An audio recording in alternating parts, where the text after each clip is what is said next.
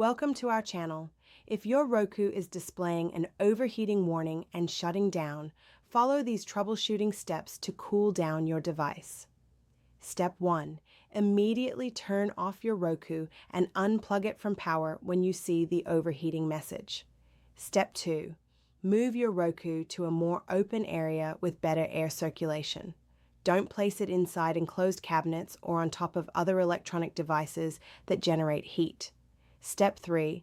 Ensure there's at least 2 to 3 inches of clearance around all sides of your Roku for proper ventilation.